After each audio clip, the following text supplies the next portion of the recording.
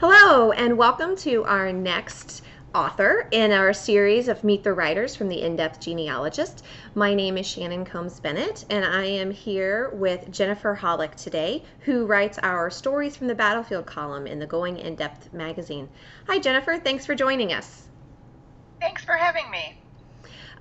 So this sounds like a really interesting column. I know I enjoy World War II history and everything, but could you tell us before we really start delving into it a little bit about who you are, why you're in genealogy, or other things that you do? I'm a Chicago-based military historian, genealogist, speaker, and writer. And part of my business is in the genealogy field, working mostly with Chicago Italians, and the other part of it is with World War II research. And I research all of the branches, not just the Army, and across the entire span of World War II, so that we can tell the different soldier stories and understand better what records are available. Great. That sounds really fascinating. I know I've consulted with you for my World War II person. Yes. So it's exciting to have somebody you know who does that type of thing. So your Stories of the Battlefield, it covers World War II research. Yes. And what exactly do you talk about it? Do you talk about the battles, the records, the process? What exactly goes on?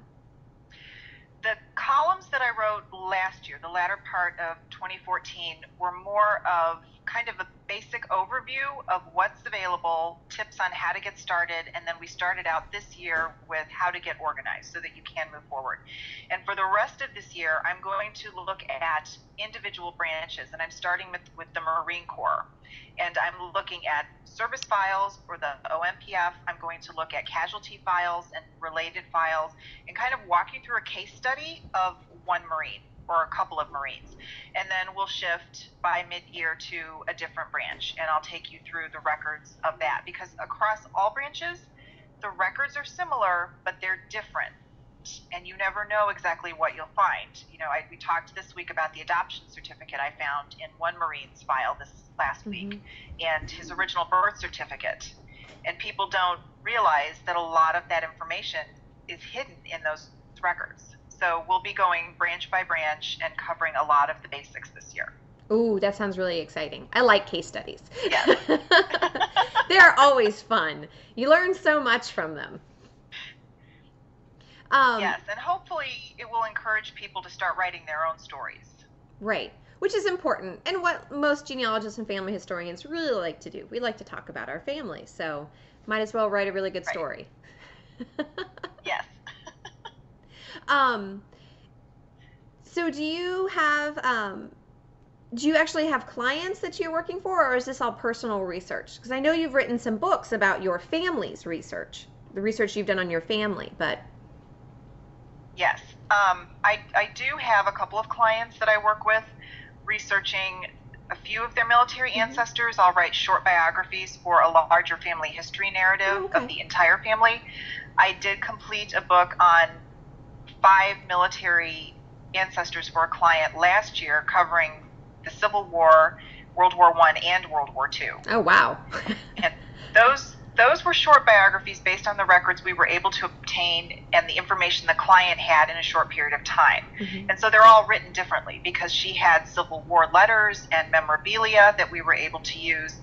For World War II, we only had a service file. We're still waiting for the death file to come. So it shows through the different stories how each one can be written even with the different records, which is the same thing I did in my books. Mhm. And I did write about my service family members who died in service between World War I and World War II in the Stories of the Lost. And again, each of those is written in a different way using different records to show you that you can research the story, especially if the Army records burned. Because for all of my guys, the Army and the Air Corps, the files are gone. But there are so many other records you can use to tell the story. Right. Which is what I have problems with my World War II person. Um, his records were in that wonderful fire. Yes. The but luckily, and this is one of those things that I think I've told you the story before about finding his end of career service record by accident.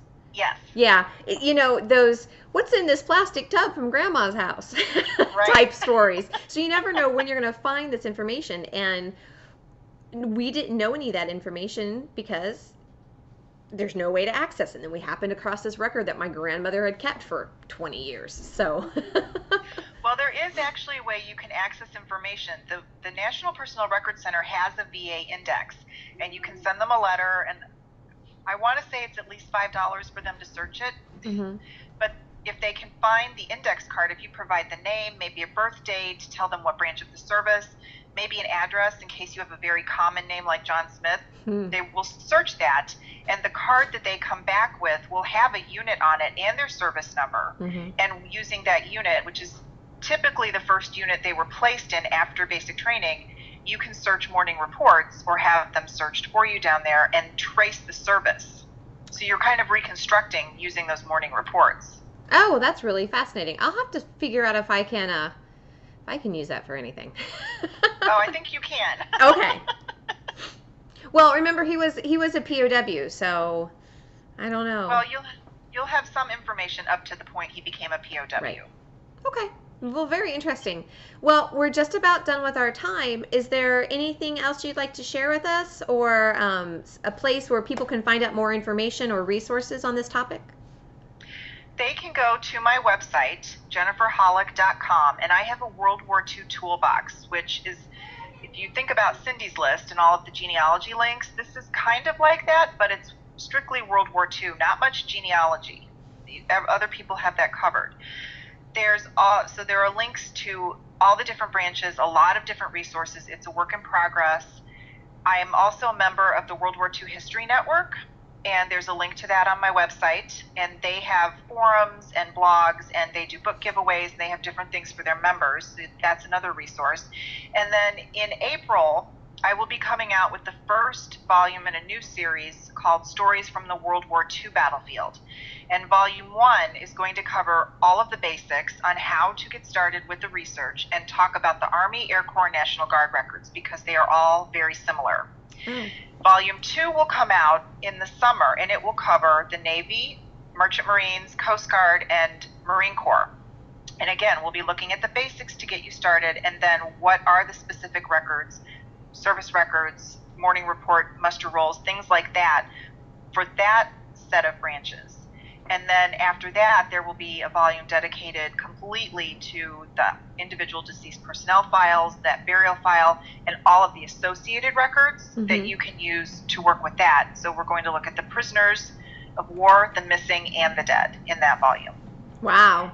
Yes, and I blog about a lot of this on my blog, which is also linked on my website. And then some of these pieces also get pulled into my monthly column for the In-Depth Genealogist. Oh, well, that's great. Well, thank you so much for sharing all this information. It was great to let people get to know you a little bit better. And Thank you very much. You're very welcome. And we look forward to reading your stories from the battlefield in the future. Thanks, everybody, for stopping by. Make sure to check us out at www.theindepthgenealogist.com, where you can read our blog for free, or you can choose to subscribe and receive our magazine and extra little discounts. Looking forward to seeing you in the future. Thanks.